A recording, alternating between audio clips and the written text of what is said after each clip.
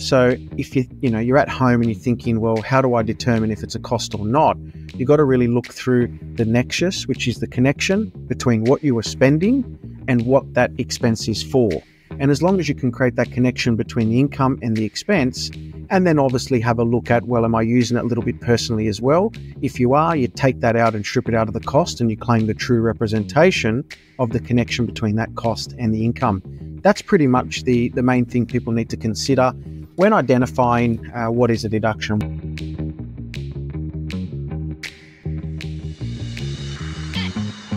Hello and welcome. You're listening to Dash Right Insider, where we help you become a better property investor. And if you're interested in saving money and making money and being tax efficient with your property portfolio, then this is the episode for you. It's a great conversation I had with Jeremy Iannuzzelli, who is the main tax guy when it comes to property. As far as I'm concerned, he knows what he's doing. And we talk about all kinds of stuff. What can you claim? How can you claim it? We talk about some real edge cases. How do you maximize your returns? How do you prepare for tax time so that you can get the best result? And also, how can you even split some of this stuff out over the course of a year so you can start making tax savings throughout the year? It's a great episode full of real practical, tangible, meaty, juicy advice. And so if you want to be a better property investor, then this is the episode for you. Now, before we get stuck into it, make sure you hit the subscribe button, whatever channel you are on. And possibly even more importantly, share this with someone. Just click the share button, copy the link, send it to someone, give this knowledge to somebody else to help them become a better property investor as well. And without any further ado, let's get stuck right into it, and I'll see you on the inside. Welcome back to Dash Insider. Joining me on today's episode is Jeremy Iannuzzelli, the man with the hardest name in property tax, but also the greatest level of expertise. Jeremy, how are you? Very well, Goose, mate. What an introduction. That's fantastic.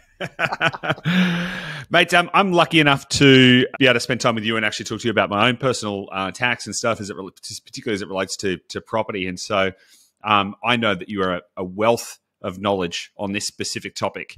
And so what I thought we should dig into today, specifically, given the time of year that this episode's coming out, and I know this will date it if you're listening to this in 6 or 12 months' time, but right now this episode's going to come out right around the middle of the year, right around tax time in Australia.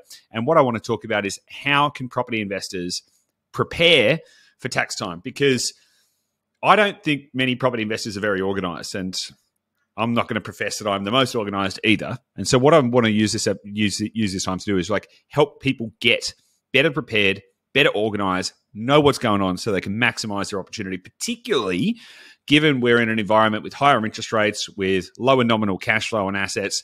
The tax conversation becomes a much more interesting and significant one. So let's start. What do people need to do to start getting ready for tax time?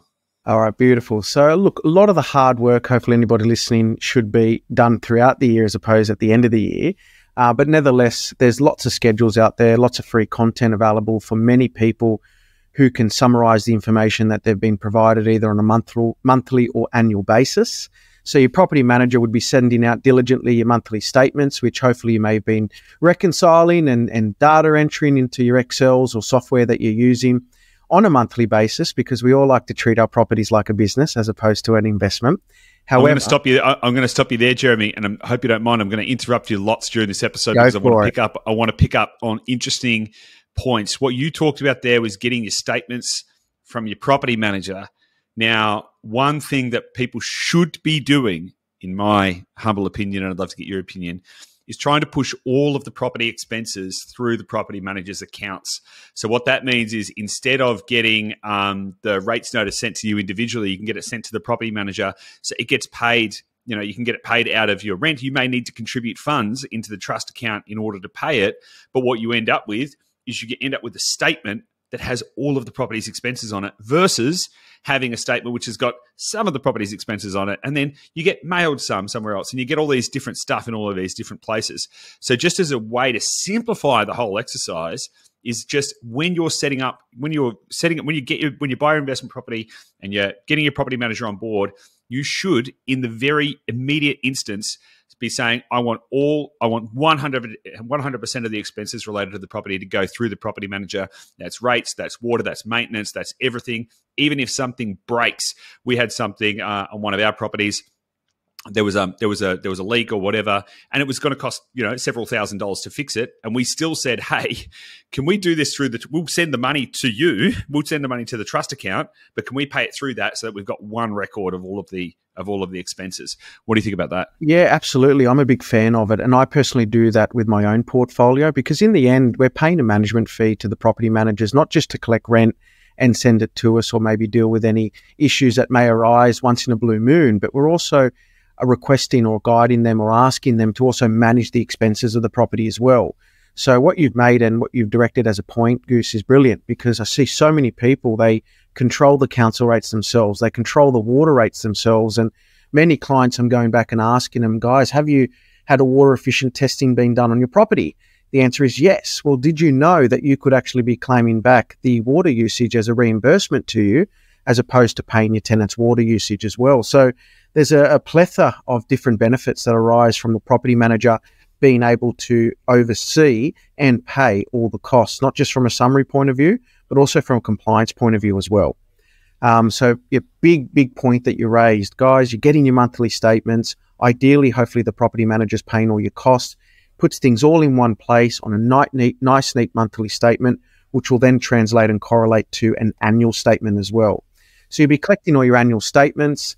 You'll be collecting any expenses that you have paid as well. Obviously, you need to keep any receipts. Now, what the tax office have been doing for the last couple of years, Goose, is they're picking out key areas, and always property investors are in the radar of the tax office. And what they've been doing with the professional software that the property manager has been using is they've requested for the professional software providers to actually send all of the data to the ATO, so that they can start to data match what people are receiving on a property manager's statement and what they're disclosing on their tax return. And what it is creating, Goose, is a significant discrepancy, because people are paying council rates or water rates themselves, but the property managing software is saying that the expenses and income is one thing. So ideally, for everyone listening, get your property manager to be paying all those particular costs. There will be hiccups. My property managers, they haven't paid sometimes the council rates on time or the water rates on time, and they've always diligently either omitted the penalties or fines, or they've paid it out of their own back pockets, because it is a service that we are paying them to provide. So that's one thing. Another major thing that I see a lot of people have to gather is all the interest for their investment properties. That's obviously one of the major costs that we have in holding investment property, and one of the major costs that will help us rebate a portion of the tax benefit we receive and as a refund that we get. Big things that I do. So before we move on from that point, because I actually think that most property investors you've got the curse of knowledge, right? Most property investors don't realize that you can claim the interest expense against your tax. So collecting the interest expense is one thing. I'd love to kind of dig into that a little bit more, like how do people collect it? But then also, can you just kind of touch on that point as well? Because I think there's a lot of stuff that people aren't thinking about that they can actually claim against the income on their property and actually use to their advantage when it comes to tax. Can you talk about the interest expense for a moment? Yeah, so obviously any interest that we incur on investment property that we own, the interest is tax deductible. And there's a number of other expenses that are tax deductible as well. And I'll go through some common things I see people miss. Land tax is one that I see people miss all the time. Borrowing costs. Now, what borrowing costs are any costs associated with obtaining the loan. And in most cases, that might be settlement fees, and the larger one being lender's mortgage insurance. Lender's mortgage insurance is a premium that we pay to the banks, capitalized in our loan, for the luxury of them insuring against us defaulting. So it's a cost. And you can claim that against your tax? You can claim that against your tax, and that's a balance that you claim over 5 years. So lender's mortgage insurance, even though they haven't physically paid the cash, it has been capitalized into your loan, which means your loan balance has gone up. And that portion of LMI, you claim it over a period of 5 years, generally. It's crazy because so many property investors don't like the idea of paying LMI. They're like, oh, lender's mortgage insurance, it's this extra cost, it's extra few $1,000s, whatever the case may be. But when you actually look at the net benefit, so number one, usually it's because you're leveraging higher, which can lead to, obviously, this increased risk. So I'm not suggesting go arbitrarily just leverage higher, but you can obviously leverage higher, which can increase your total return because you're more leveraged. Also gets capitalized into the loan in most cases, at least. which means that in effect, your tenants are paying for the lender's mortgage insurance anyway. And then on top of that, you get to claim it as a tax deduction. I mean, it sounds pretty bloody good. There's benefits towards it. And I've seen people being able to accelerate their portfolio substantially because they've been able to utilize the cash that they've received or haven't had to pay out and focus that towards other deposits for other investments. I utilized LMI in the very early stages of my own portfolio, and that was for me during my rapid and growth expansion of buying more properties because I wanted to retain the capital, create a buffer just for my worst case scenario, but then utilize a large portion of that capital left over for future properties. So LMI is something that we definitely can claim.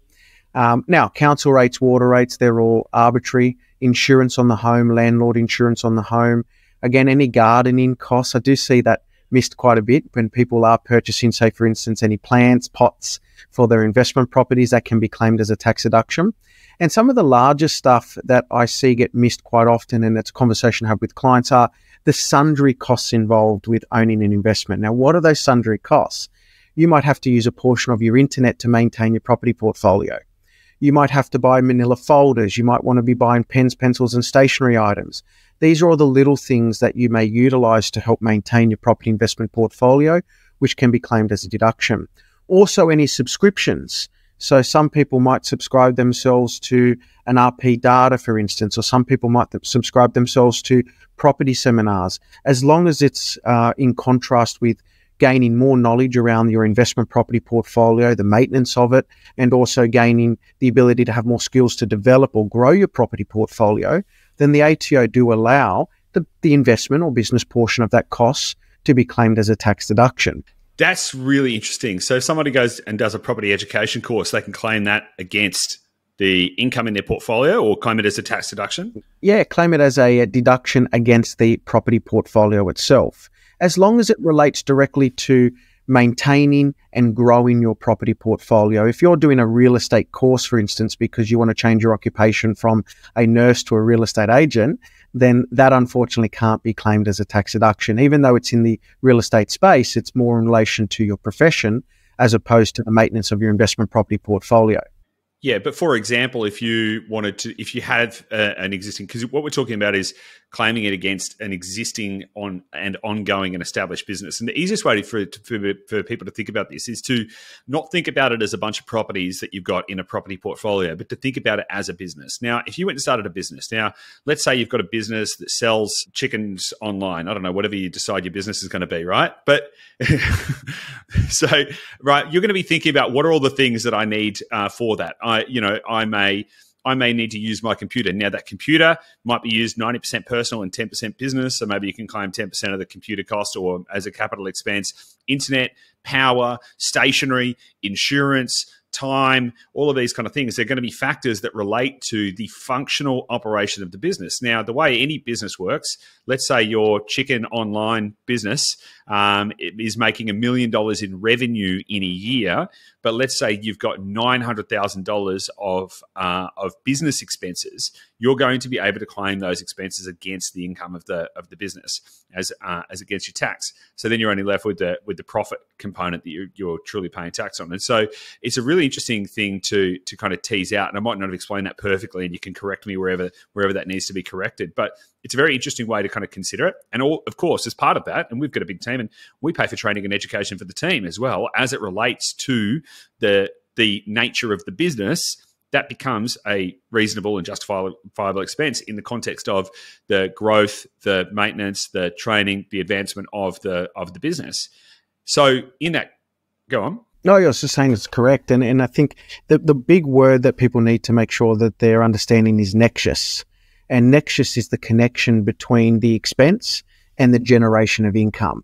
So if you're at home and you're thinking, well, how do I determine if it's a cost or not? You've got to really look through the nexus, which is the connection between what you are spending and what that expense is for. And as long as you can create that connection between the income and the expense, and then obviously have a look at, well, am I using it a little bit personally as well? If you are, you take that out and strip it out of the cost and you claim the true representation of the connection between that cost and the income.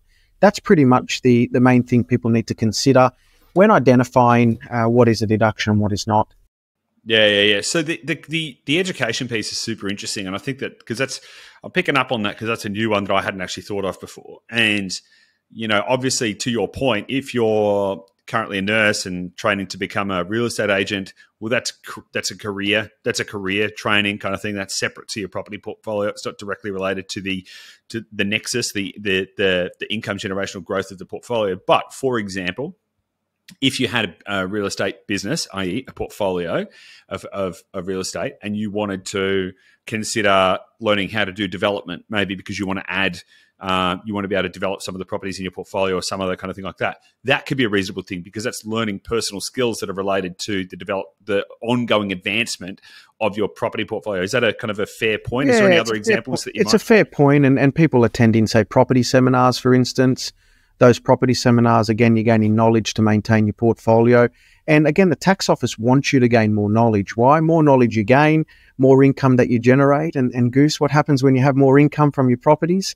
There is obviously more tax that the government gets to get from it. So that's a win-win for many people out there. And I think one of the common things I see people doing now at the moment is they are paying for, say, for instance, reports or property reports or Excels to help maintain their property portfolio.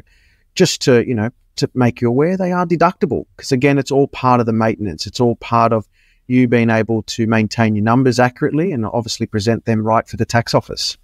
So what is the defining traits that would allow you to claim something like that? So let's just use an example. Let's say I'm an aspiring property investor. I don't yet own any properties, but I'm serious about it. And will consider myself in this example a startup, right? So a startup may be pre-revenue, i.e. pre-property in this case. It might be, and they're trying to get off the ground. In a startup context for a business, the expenses, if I had to go buy pens or whatever, would still be business expenses. I'd just be running the business at a loss. So, but the defining characteristic would be: have I registered the business name? Have I registered registered the company? Have I got accounts set up? Like, have I set it up as a company? So, what is the defining characteristic of people being able to apply this kind of thinking in their property portfolio? Yeah, so it's the current present generation of income.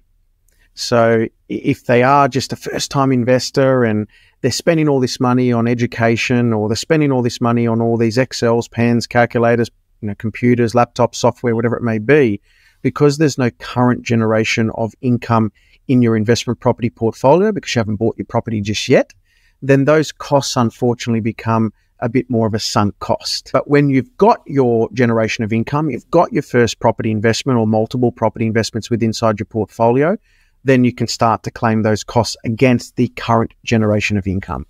Can you capitalize those expenses at a later date? So let's just say, and for the purposes of this, we'll say it all happens within one financial year.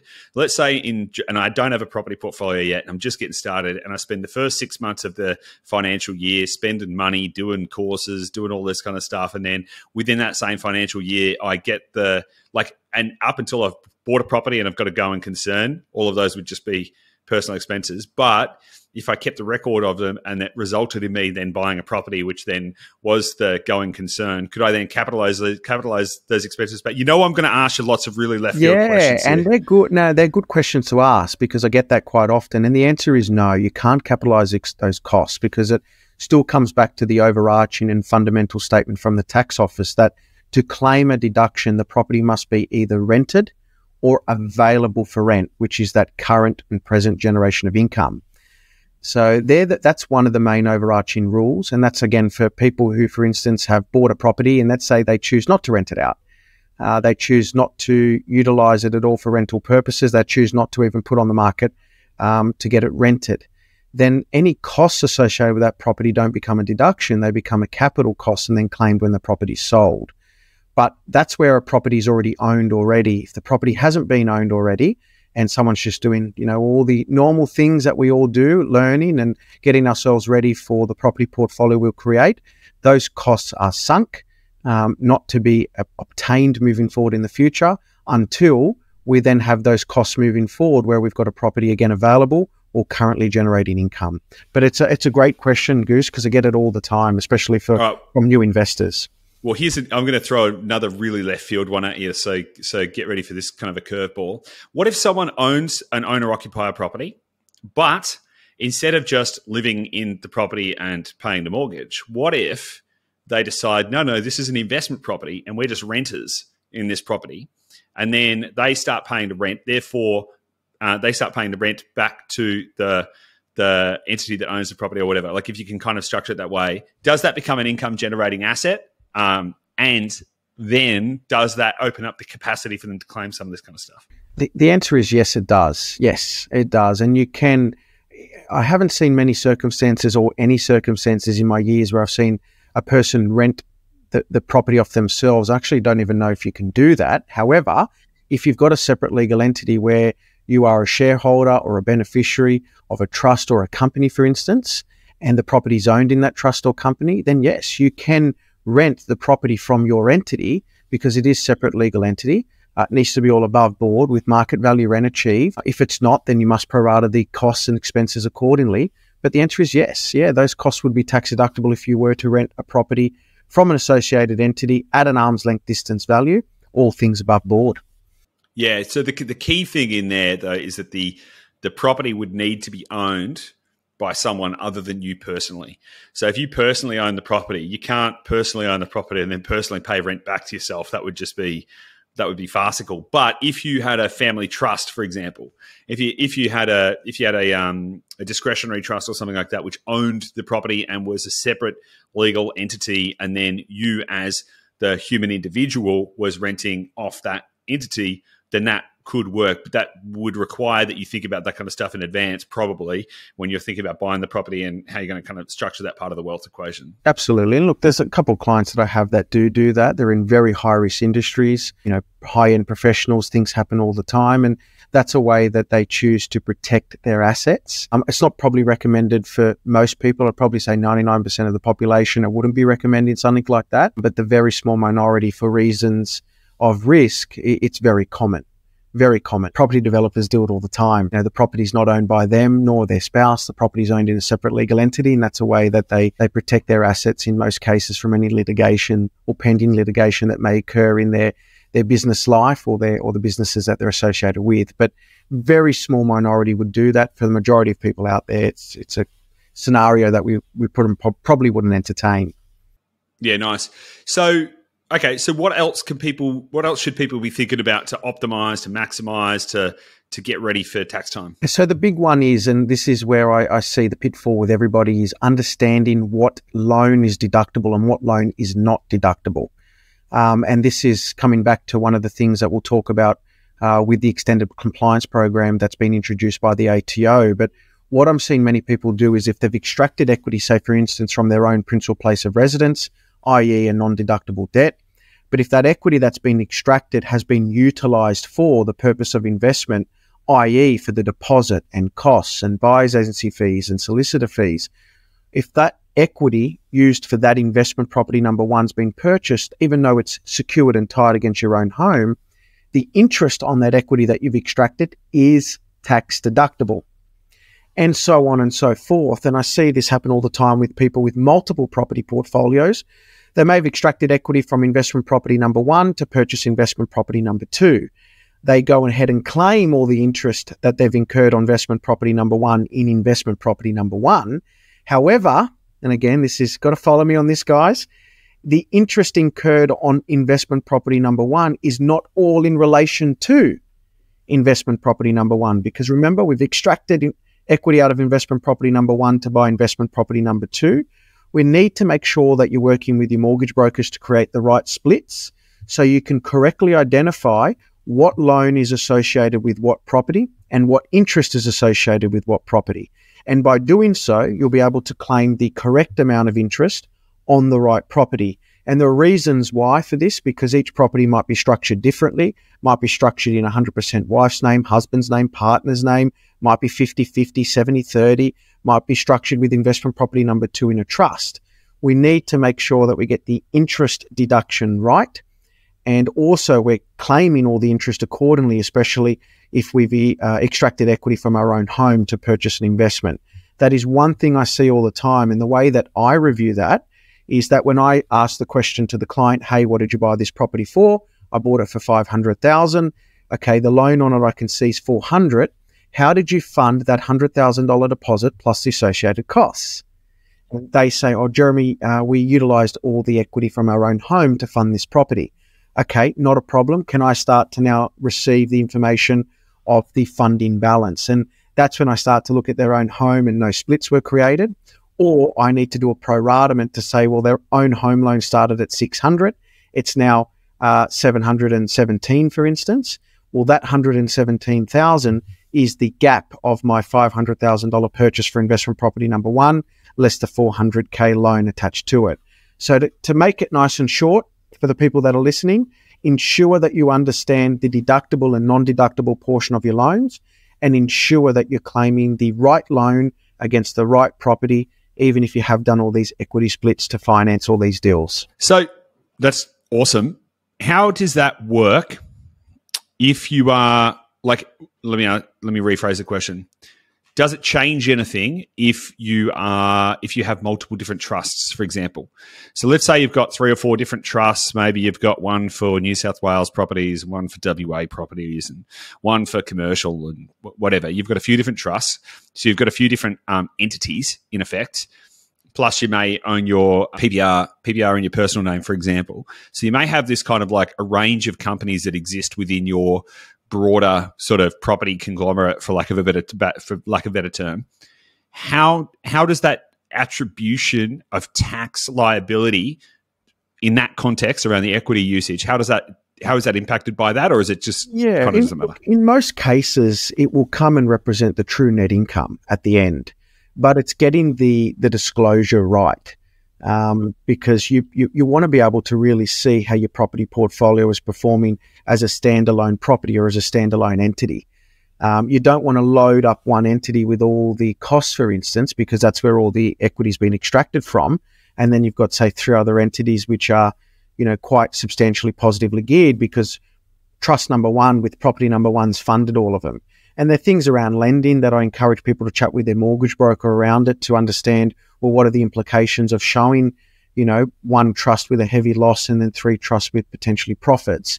There are many things out there that brokers can utilize with inside banking policy to even gain better access to better loans or greater loans.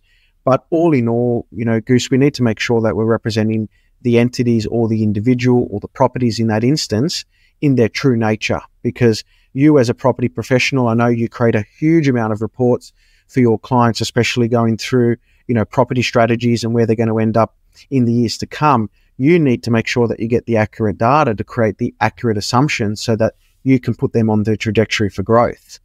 You need to make sure that if there's properties that need to be on the chopping block or there's properties that need to be better utilized in a different way. And I know that you guys recommend sometimes where this particular property could be really ideal from a granny flat or other things, or you might say that this particular property has not seen the growth because they bought it pre-buyer's agent, they had no idea what they're doing, and it's showing a really, really, really terrible return, but it might not be. It might actually show a decent return, but nevertheless, you need to have the right inputs to get the right outputs, and getting the numbers right with the right allocation of the loans is important. Yeah, I guess that's kind of like where I was sort of thinking that there would be the implications. Because if you, let's just say you do have, for the point of this discussion, like say 3 different trusts, right? And one of them you've just been harvesting all this equity out of. And so that trust is, or that entity is deeply negative on a kind of like a true cash basis. But then you've attributed all of the equity into these other trusts to buy properties, and you've used all this equity and the LVRs are great and they're all cash flow positive. In fact, that might not be tax true, if that makes sense, because you might actually have to. Yeah, okay.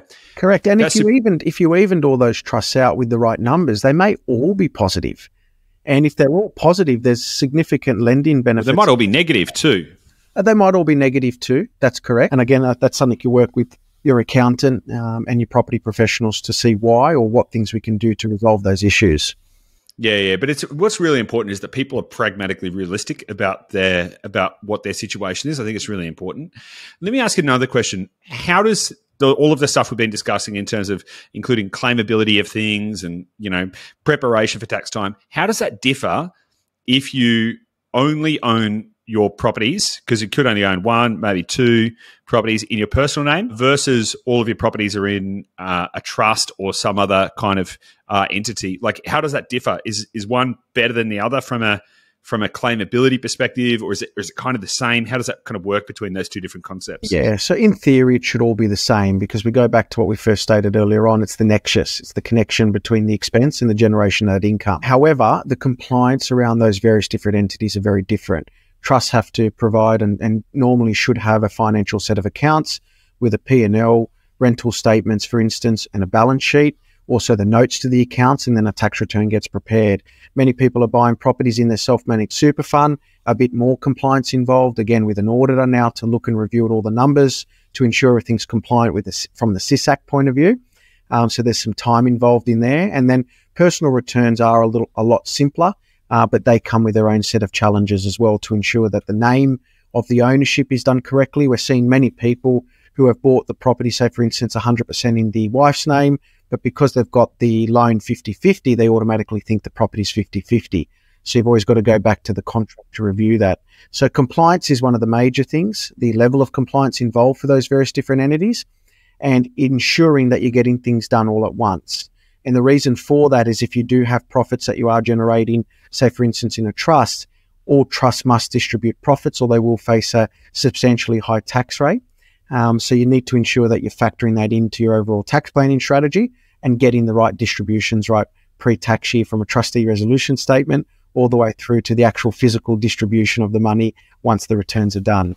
So compliance is the main thing. Love it. What about residential versus commercial? Is one of them better from like a tax claimability perspective? Is it like, if you've got commercial, man, you can claim all this extra stuff and it works out net better, or is residential better? Or is there kind of like, in principle, sort of no difference? Yeah. How do you see the relationship between those two different categories? In principle, no difference. Normally in principle, no difference, because again, we go back to the nexus comment.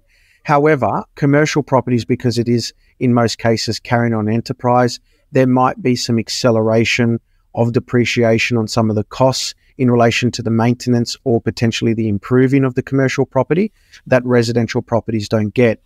But as I always mention to everybody, Goose, depreciation is just a timing difference.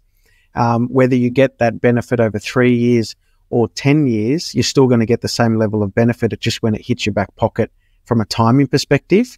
Nevertheless, that's probably the main difference between the residential and the commercial.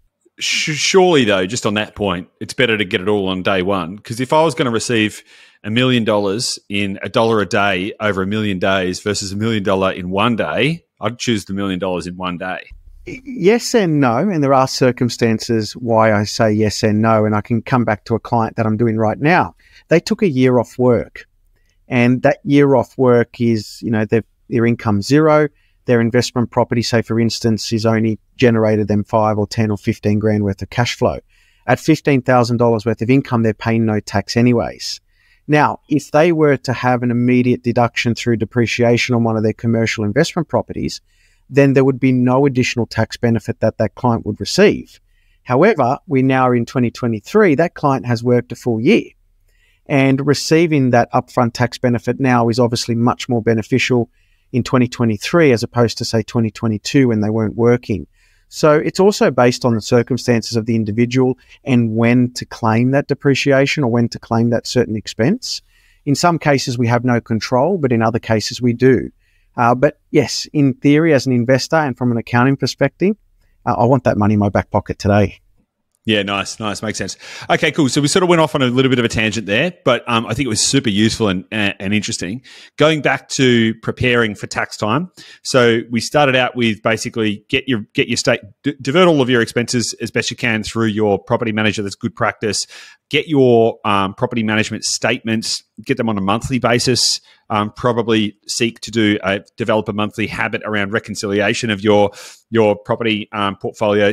Look, transparently for everyone listening, that is the best practice. Gabby and I need to get better at that, and Jeremy is constantly telling us that we need to get better at making sure we've got our spreadsheets up to date. So, but it's definitely a good practice to, on a monthly basis, get all that stuff together. Make sure you're factoring in all of your sundries, all of these additional expenses, and thinking about all of those other ways, all of those other operating expenses for your business. Are there any other things we need to be thinking about, Jeremy? Yeah, so and touching base on ensuring that we get the right interest being claimed for the deductible or non-deductible portion of loans. So they're the main things around the tax return itself and getting yourself tax ready.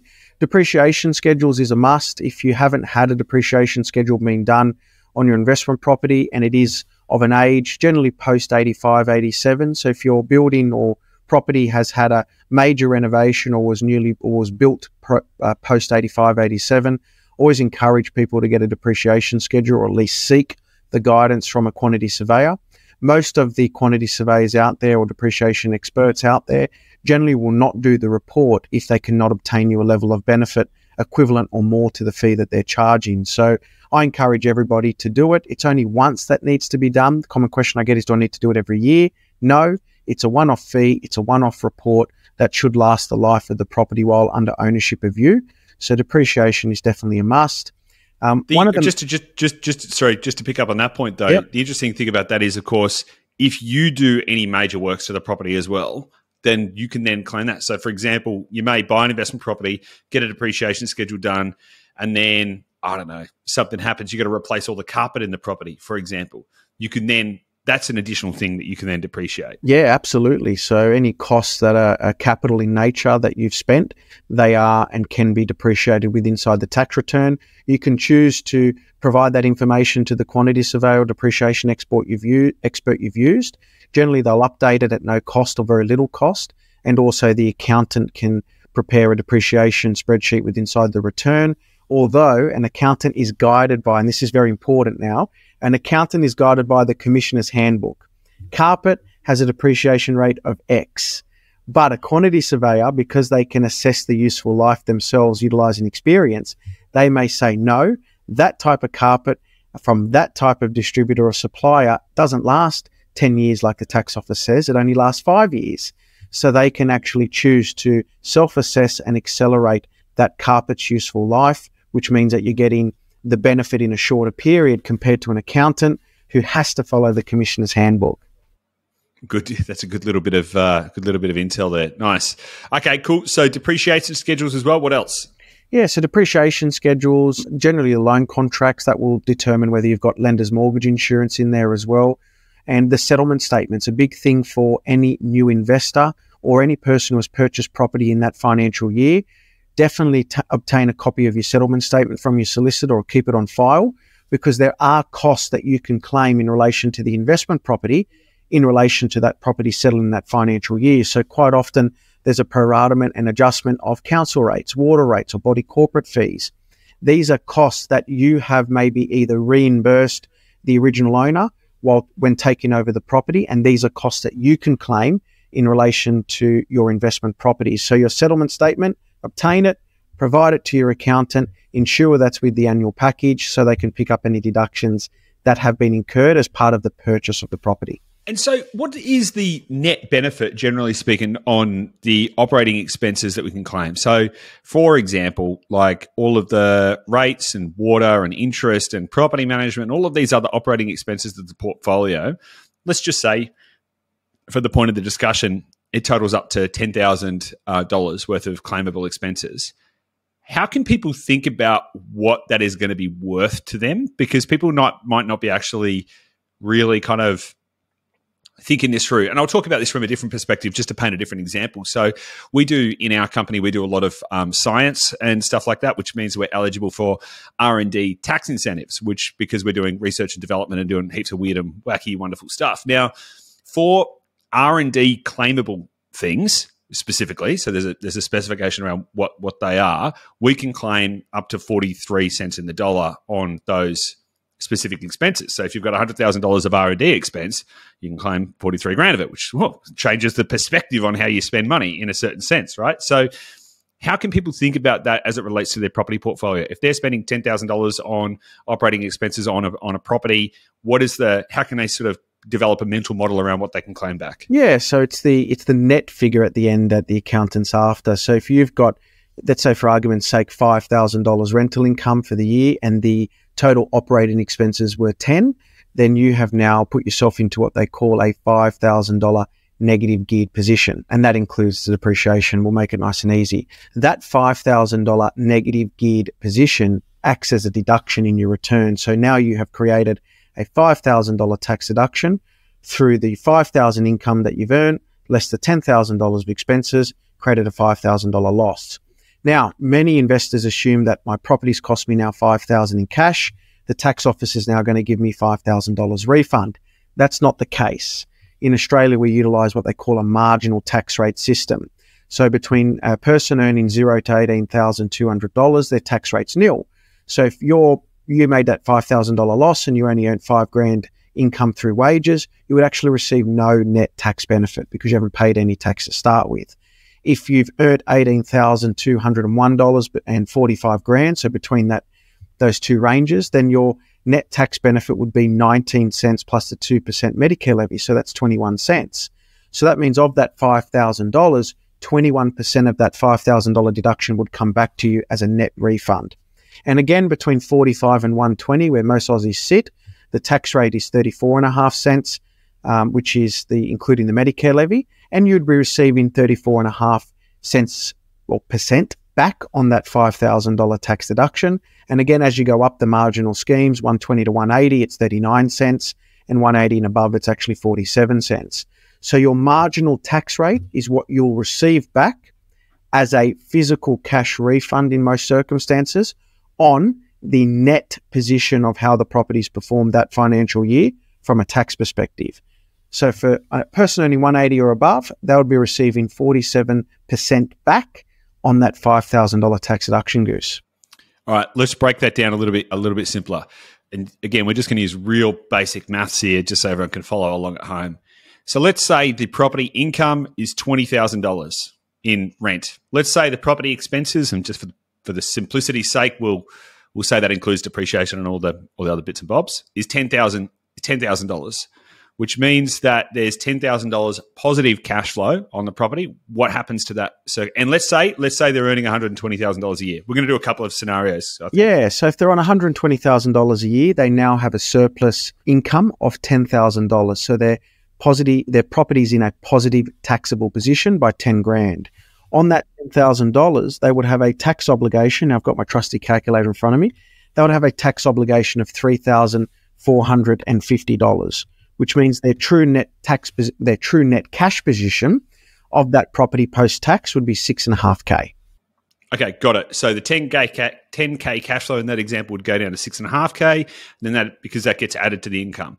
Let's flip it around. Let's say you got a property that produces $10,000 of income, but it's got $20,000 of expenses in a year, and the person earns $120,000. What happens to that? Yeah, so then they would be receiving a net tax refund in this particular case of $3,450, which means that if we flip it around, the actual net out-of-pocket cash after the refund's taken into account would be $6,500. Yeah, that's really interesting. I'm just going to pull on that thread a little bit at the moment because a lot of people have found themselves, particularly because of rising interest rates, and interest rates are a deductible expense. And so with the increased interest component, which is raising operating expenses of properties, a lot of people's properties have gone cash flow negative. And I know that we've done a previous episode on this in the past, and I might link to that in the show notes because people can dig into that. It was a really great episode, so we don't need to cover over the entire context there. But, you know, if somebody's property portfolio is, let's say, cash flow negative by, we'll call it $5,000, and they're earning $120,000 a year,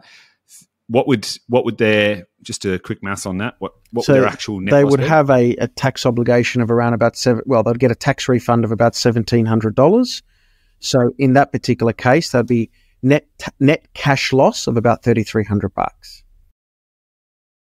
Yeah, okay, which definitely takes the sting out of it because you've got, broadly speaking, a third of your loss is you're going to get back in tax. Can people claim that through the year, or do they have to wait to the end of the financial year to claim it? Or yeah, can that's you a kind great of do question. this through And the answer is yes, you can do it throughout the year. So it's called a PYG variation. A PYG variation is where you're telling the tax office of what you believe your future costs will be. And what will happen is they'll determine what the potential benefit you'd be receiving at the end of the year. And rather than you getting a lump sum refund at the end, they would actually advise your employer to reduce the tax that they take out on a pay cycle basis. So therefore, rather than you getting at the end, you're getting that refund throughout the year as a reduction of the tax that you need to pay through your pay slip. So anybody out there with a significantly negative geared investment portfolio, which are requiring that tax refund to really be able to help fund the properties throughout the year, I encourage you to do a PYG variation.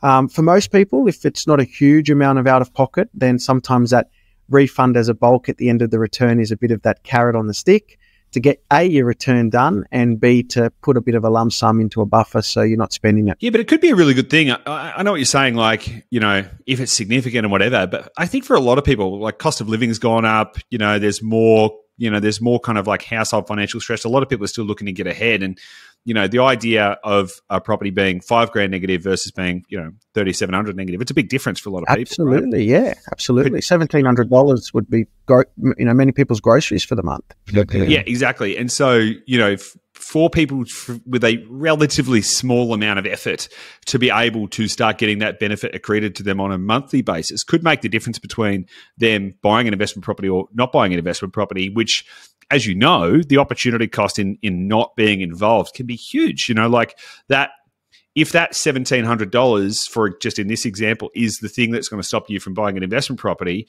versus you finding a way to get through that and then maybe making hundreds of thousands of dollars over that same period of time, it's a huge opportunity to accelerate your wealth if you can kind of work out how to get past that. So I think it's a great bit of advice. Awesome.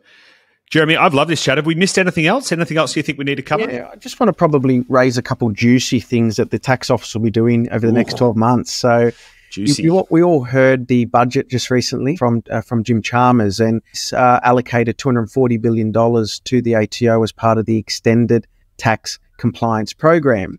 Now, us as the small fry out there, Goose, and we are small fry in the world of the big tech conglomerates, we're the ones who are actually, believe it or not, making up the bulk of the tax revenue for the tax office. Even though that the top tiers are making the bulk of the revenue, they're definitely not making the bulk of the tax. So that part of that extended compliance program, what the tax office have been doing is liaising with a lot of the providers of investment property tools. So, for instance, property management softwares, they've been engaged and contacted by the ATO, and they've sent all of the property management data that they have on all the investors around Australia. So that's number one, where they're doing a lot of compliance checking. And just recently, they've advised the tax office that they'll be speaking with all of the banks to gather all of the information around investment loans. And the tax office is fairly certain that they're going to be picking up a substantial amount of people who have been claiming interest incorrectly. Now, interesting statistic came out about property investors just recently from the ATO that 90% of property investors out there have actually found to be making mistakes on their tax return lodgements. That's even with potentially an accountant doing the work for them. 90% of returns that were reviewed from an investment property standpoint were found to be incorrectly entered. So it's important for everybody out there that you are liaising with your accountant, you are getting the numbers accurate, because the ATO have a huge amount of budget now, and they're connecting with all the relevant parties to correlate that data and then utilize that data to pick up property investors. We've been in their radar for many years, and it's always a bit of a theme. As interest rates rise, the ATO know there's going to be potentially substantial refunds walking out the door. And a way to minimize that revenue loss is to capture any mistakes. And that means there'll be a lot of audit activity.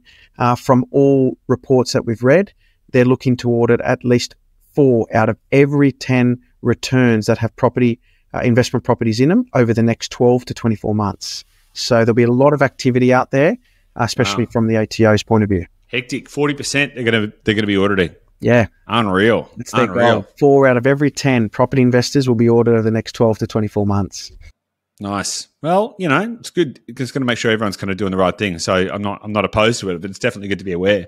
Any other juicy tidbits you want to share? Yeah, so I think a couple of the main things out there, scrapping reports. So what a scrapping report is, and I do definitely encourage you to confirm it with a quantity surveyor. But if you're looking at knocking down a house and you're wanting to rebuild, you know, that duplex or triplex you've been dreaming of, if there's value with inside that house, you can get a scrapping report and receive a bit of a one-off lump sum deduction in relation to any of the value that it was still there at the time of knocking down the home. So that's something that I'm advising clients of all the time if they are looking at knocking down a property or potentially knocking down a shed that they've recently rebuilt, but now they're doing a granny flat. because they want to increase the revenue on their investment property. So scrapping reports, great way of getting a bit of a one-off tax benefit. Another thing that we are seeing is any insurances, such for instance, income protection insurance, not tied to the investment property itself, but a lot of people obviously are taking out income protection insurance as their loans are growing.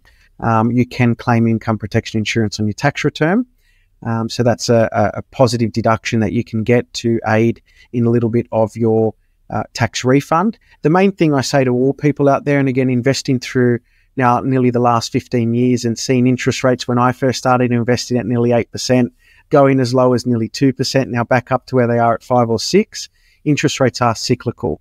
This is all part of the investment journey. I encourage people that, if you are getting large refunds, don't utilize that to go buy a car or a holiday. That is a buffer. That is a provision there to assist you to help hold the properties long term. Because like anything in the property industry, being cyclical, we will see interest rates where they are now, and then they will start to come down. And you want to be ready to take advantage of that next property market growth cycle, because I think it's very close and not far away around the corner. Yeah, I mean, to be completely frank, we're already starting to see the signs of it. I mean, I don't know that obviously the rate rising cycle has gone on a little longer than I think any of us really expected. I think most people were expecting it to be probably tapering off, petering off a little bit already. As we record this, we're literally days away from another RBA announcement, so I don't know what that's going to be, but there's probably better than even chance that it may go up again, or at least stay the same. I don't think it's going to come down, that's for sure.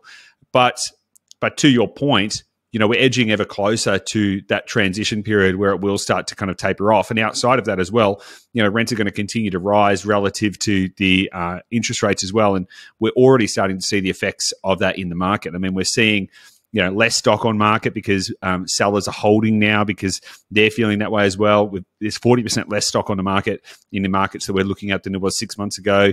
There's massive amount of buyer activity already. There's a huge amount of demand. So you're already starting to see the start of it. And I think that based on the fact that we're not in optimal kind of set of circumstances right now, based on what we can see in the market right now in terms of heat and activity and demand, I think that when interest rates start to shift and start to roll a little bit downwards, I think it's going to go off. And I think people need to be prepared for that. It's going to be a shaken bottle of Coca-Cola. And when it pops, it's going to pop very quickly because there's just a massive condensing that's occurred over the last 12 months. And it's just when you see things come down or condense as quickly as it has with these interest rate cycles, it's just pent up excitement and pent up growth. And then it really takes a new limit. But mate, 100%. Thank you. Yeah. Mate, thank you. It's been awesome. As always, really appreciate your time, your wisdom, your insights. Super valuable. Love it. Appreciate it. And if anyone wants to reach out to you, where should they go? Although, are you too busy? Like, what's going on here? Do you even want people to reach out to you? What's happening? Yeah, look, I'm always happy and always have provided an obligation-free meeting to everybody. I think that's a little bit of my way of giving back to society, just being able to have a chat and giving 45 minutes of my time, even though you may not become a client or we may not be the right accountant for you. I still like to give that little bit of 45 minutes words of wisdom where I can, those little one-liners or little top tips that I can provide to help you and see you grow. But if you want to get in contact with us, khipartners.com.au, follow the prompts to the contact page, and we're more than happy to have a chat. Awesome. Jeremy, thanks so much. Appreciate your time. Thanks, Goose.